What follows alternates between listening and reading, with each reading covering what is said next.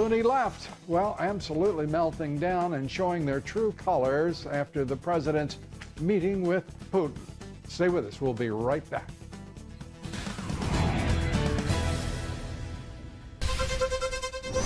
My goodness, President Trump disappointed the left-wing national media during his press conference with Vladimir Putin. And because of that, well, all the top leftist critics went wild attacking President Trump today. You have been watching perhaps one of the most disgraceful performances by an American president at a summit in front of a Russian leader, certainly that I've ever seen. All he had to do was not, put on jammies and crawl under the covers with Vladimir Putin, and he couldn't do that. I came to Washington in the final months of the Reagan administration, and I have never seen an American president simply surrender to the leader of Russia. You should call this the Surrender Summit. What did they call it when Barack Obama said to Medvedev that tell Vladimir I can be more flexible after the election? Joining us tonight, the Dean Ed Rollins, Great America PAC chairman, former Reagan White House political director, just generally great American, as is Michael Goodwin, also a Pulitzer Prize-winning columnist for the New York Post, both Fox Business contributors. Good to have you here. Thank you. My goodness, that was just you could just see the sincerity pouring out of them as they expressed their disappointment in the president, who heretofore they had loved and admired greatly. Yeah, I mean, the way they were describing it was a disaster, but for them, it seemed to be heaven. Look, I have to say, I was disappointed also. I think, but not to the extent of this. I think the president missed an opportunity to put the meddling question to bed. And the way I argue it in a column, Lou, is that he should separate the two issues. Tomorrow in the New York Post, yes. right? He should, yes, thank you. He should separate the two issues of whether Russia meddled and whether he won the election unfairly. I think in the first one, he can say yes. Dan Coats, his own national security advisor, says it, director of national intelligence. But Trump can also argue, look, I got the votes. I won the election fair and square. The Russians didn't prevent Hillary Clinton from going to Wisconsin. They didn't tell her to say deplorable. The only votes that were changed in 2016 were the votes taken away from Bernie Sanders by the Democratic National Committee, and their ridiculous rules all benefiting Hillary Clinton. I think it's important that we forget the election and that he have a lobotomy on the election. Election's passed. Hillary Clinton's not his opponent. This was an important day for him, and my sense is one of my favorite presidents was Teddy Roosevelt, who always said, speak softly and carry a big stick. The president today spoke softly, and I think he left his stick in Scotland in his golf bag. He's got to get it back. He's got to convince people that in the private meeting, which is where things really matter, he was tough and firm, because that's what the people want to know. As you may have discerned night to night, year after year, Michael and Ed and I are good friends and have been together a long time. Sometimes we disagree, and this is one of those times. Right. I think the president handled himself perfectly. I don't think, what would it have taken to satisfy the morons that you saw in those clips? I mean, and what's his name, Brennan. He's the biggest joke I've ever seen. What is he supposed to say? We're going to settle this now, toe-to-toe with the Ruskies, right now here in Helsinki. We'll see whose ICBM gets to which city the fastest.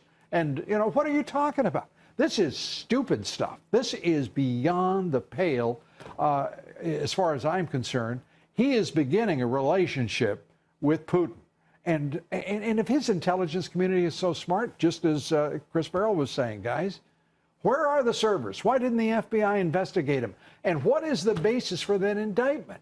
Farrell points out the basis for the indictment of the 12 SVR officers, intelligence officers, is hearsay, for crying out loud, and the reporting of the House Intelligence Committee.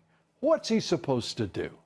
Well, to your first point, I think there's nothing he could do that would satisfy CNN, MSNBC, the New York Times, the Washington Post. There's nothing. Or Chuck Schumer, or Nancy Pelosi, absolutely or nothing. Paul Ryan. It's all the same nonsense. But he does have to be tough with the Russians. The Russians, he has to be tough with the Russians. And what we should have said, it's a new day. We begin a new relationship.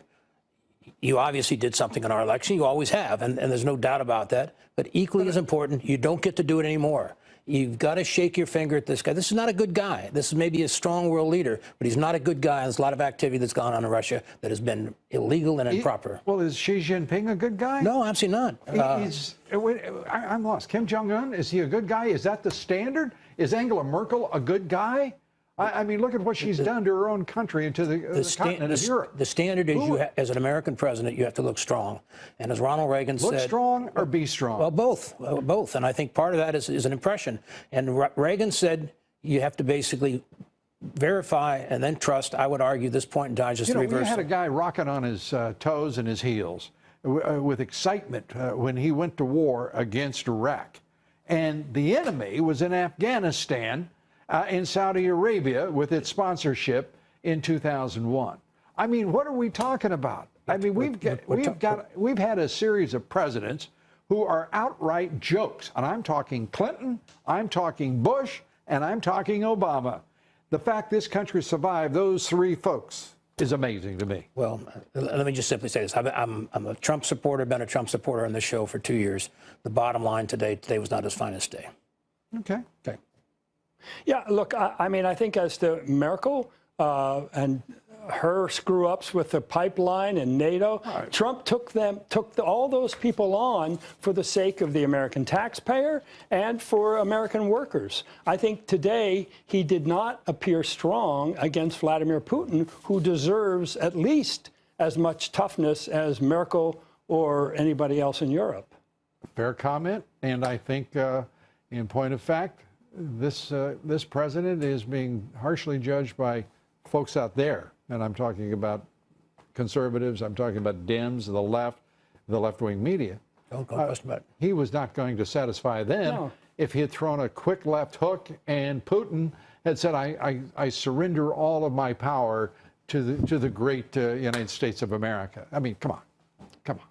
Ed Rollins, Michael Goodman. Thank you. Wait a minute, I was going to give you the last word. I would have liked to have seen the left hook. Yeah, this man threw a few of them this day. Up next, General Jack Keane says President Trump failed to back his own intelligence community during his press conference with Putin. I'll take that up with the four-star general here next. Stay with us. Democrats and the national left-wing media won't let up on this president after his meeting with Vladimir Putin.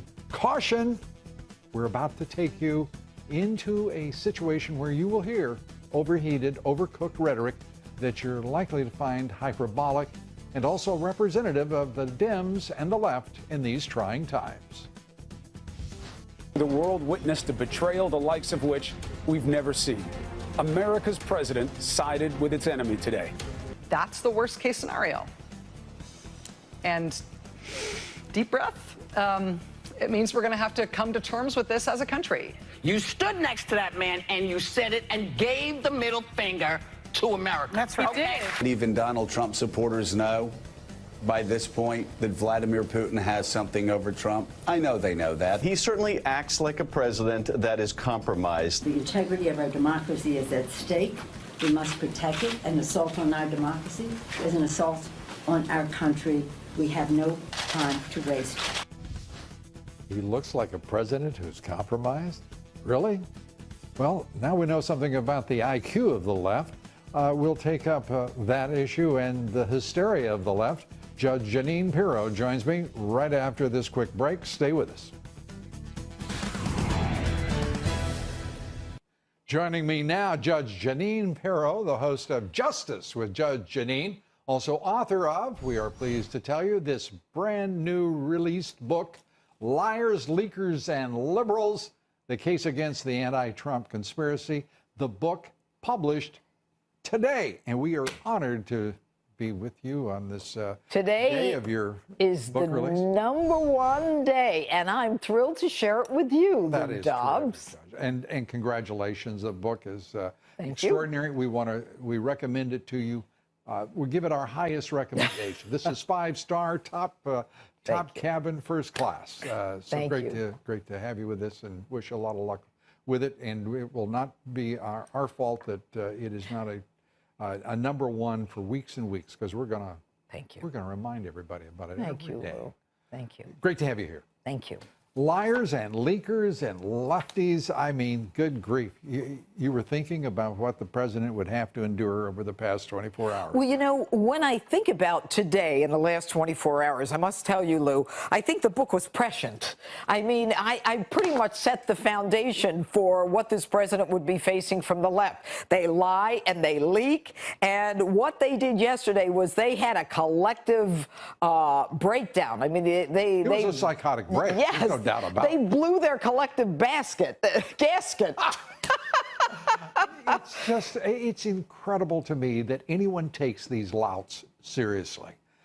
Because, I mean, I'm watching the usual suspects.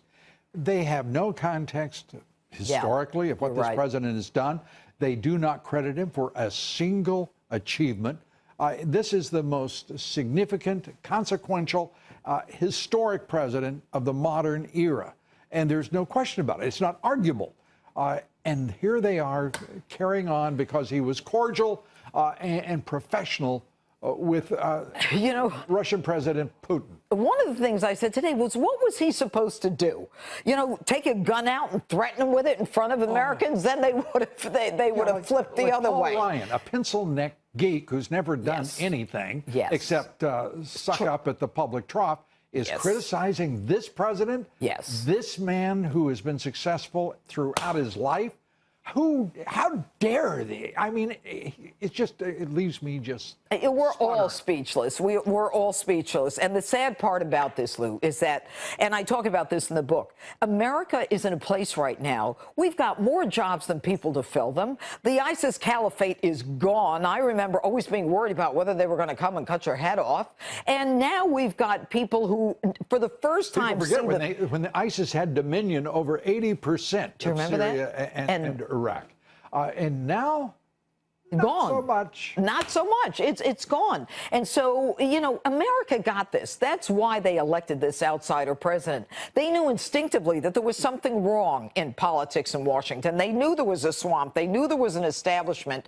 But now that we've got the veil taken down, for the first time, we've got people in the Justice Department trying to affect politics as opposed to politicians who are always trying to affect the justice system. The president system. had to put up with Rod Rosenstein, the Deputy Attorney General's press conference last week, just days before he's sitting down with Vladimir Putin, the Justice Department running its own counter foreign policy against this president. Right. And people are clucking and clacking on the left. Well, and let me right. ask you this. Look. It now comes to 25 because there were 13 before who were indicted by Mueller. And by the way, you don't need a special prosecutor or a special counsel for this. Justice Department can do this, okay? Right. 13 before, 12 now. 25 Russians, none of them connected to Trump.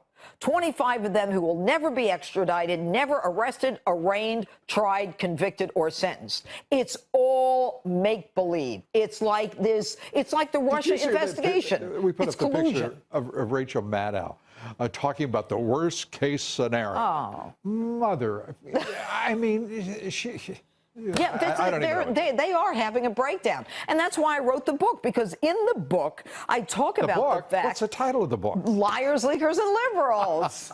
And I talk about the fact that these James Brennan, James Clapper, and John Brennan, these are the swamp. These are people who made up an investigation as an insurance policy to go against Donald Trump in the event, in their minds, God forbid, he get elected. You know, and at the same time, John Brennan is going around clucking like a treason. He's just beyond belief. This is a guy who spied on the Senate Intelligence Committee and got away with it. This is a guy who was running errands for Barack Obama long before he was president. And this is a guy who is just about as honest as, well, there isn't, I know of no peer to him when it comes to integrity. And he wants to complain about President Trump because of Putin? John Brennan's the guy who voted for a communist for president. I mean, the whole thing is upside down. Well, he stayed consistent throughout, didn't he? Indeed. Judge, great to have you here. The Thanks, book, Lou. Liars, Leakers, and Liberals, we recommend it to you highly, and it is available in bookstores, Amazon, you name it, everywhere. And it can be yours. Justice with Judge Janine. Saturday night.